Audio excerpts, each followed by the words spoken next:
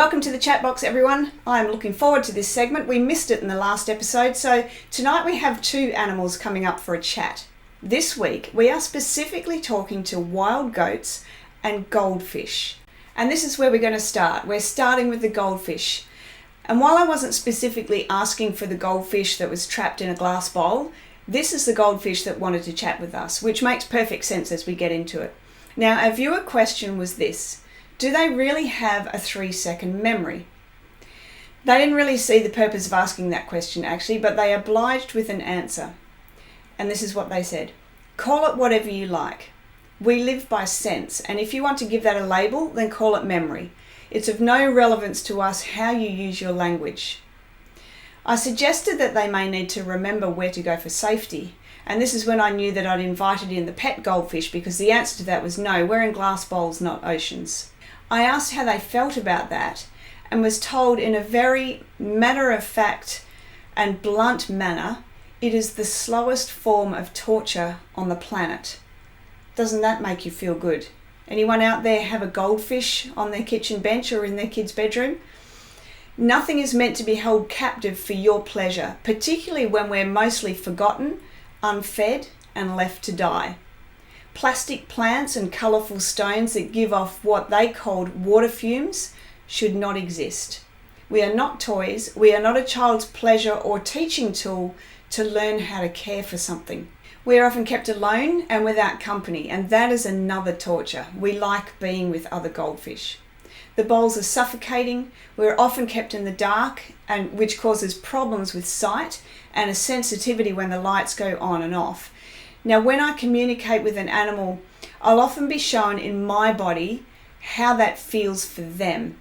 So with this, I felt an uncomfortable stinging sensation in my eyes that I couldn't shake off, and I couldn't get away from it. And this is how it feels for them. They also show me the water is too hot, and my entire body feels extremely hot, but particularly in my head, which is quite unbearable. It was a quick chat, and I finished off by asking them what they'd like us humans to know. And I was very bluntly told that humans don't know how to look after us, so they shouldn't. We are not your trial and error. If you want to look at something pleasurable, go outside and look at a natural vista. I couldn't agree more, actually. His parting words were, we would rather die than live unethically in captivity. I would have to agree. Living in captivity or an unnatural environment for anyone would be a long and painful death. So jumping into our goats now. Well, maybe not literally, but we're going to have a chat to them. I'm particularly talking wild goats and mountain goats and the tree goats. One of our viewers sent me an article a couple of weeks ago wondering how and why on earth these goats would want to wander so precariously on the edge of rock walls and cliff faces, and the goats that eat the argan fruit in the tops of trees, which is just really bizarre.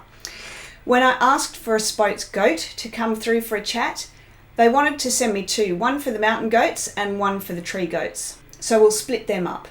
Unlike the goldfish, the goats felt really caring towards our ignorance. The goldfish felt just a little bit more frustrated, I think. The goats think we are far too logical, particularly with what we think is right and wrong and normal or unusual. And this is what they had to say about wandering right on the edge of these cliff faces.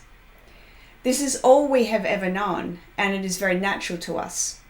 This defies logic to you. You lack trust in things that don't make sense to you. We are purpose-built for this terrain. I asked them, are you looking for anything specific when you're skirting the rock edges? And I have seen videos many years ago of these goats and they're licking the rocks, and to me I was assuming that that was probably licking nutrients. So I was interested to hear what they had to say about that. So I asked him, what are you doing when you're skirting the edges? And he says, yes, they're looking for the sweet spot. And they sniff that sweet spot out, and when they hit it, there's such a distinct smell, and it's warm and dense and salty. They also show me this in taste, where the regular wall tastes of not much, a bit dusty, sandy, but the sweet spot is super salty. I ask what these nutrients do to their body that they're licking off the wall, and I hear that it enriches their blood and it strengthens their heart. Now, to the question of how they walk on the walls, with what looks like little to no space or grip, I'm shown in a more physical way a sense of being drawn into the wall, like I'm leaning in, but I'm not really leaning in or on the wall as such. They're very balanced and steady. Their hooves grab onto the rocks like really strong fingers. Like in the center of their hoof, it's like they just kind of grip on. I ask them if they ever fall, to which they respond, of course, that is the true course of nature. Many of us fall, but the majority of us don't. I'm shown then a neurological disease that affects their eyesight and their judgment and their balance. Now, this is something that leaches from the rocks and that it is very addictive. And to them, in small doses, it's fine, but in large doses, it can cause this problem. All par for the course, I feel. They seem really practical with what goes on for them. Now for the tree goats, which just messes with my logical head. I'll drop some photos here so you can see what I'm talking about, but it's actually pretty cool. What I found out after I chatted with these tree goats was that they are getting into these trees for the argan trees, and they're getting into the trees for the fruit. Now I have a black and white kid goat with me, and he just bounces up this tree like it's nothing with pure ease, and it's the most natural thing in the world for them to do. They're so light.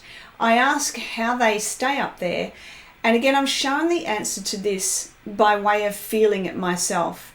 And I know that might be hard to get your head around, but if you can imagine yourself water skiing and the strength you might feel in your legs and your arms as you're trying to get out of the water, and then the lightness once you're up and that exhilaration, it's those feelings of strength and lightness and ease that you feel in your body. Not that water skiing is easy, mind you, but if you can imagine that, it's the same kind of thing. I'm just feeling that on behalf of an animal. With this, I'm basically the goat in the tree, and I feel this perfect balance and strength in both their hooves and their legs.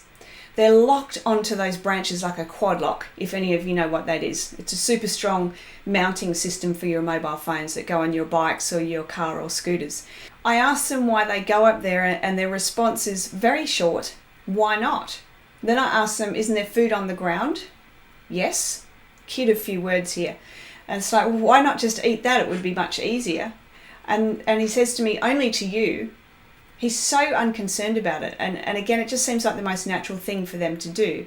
When I ask the wild goat fraternity if they have a message for us, the wild goats and the tree goats, they say, dream the impossible. Don't be led by logic. It'll get you nowhere.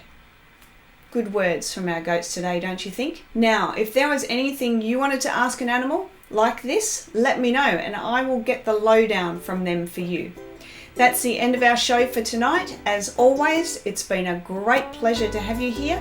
Please jump on and subscribe to the YouTube channel, click the bell so you get notified of new shows coming up, and follow all the pages, share it around with your animal loving family and friends. That would be great if you did that.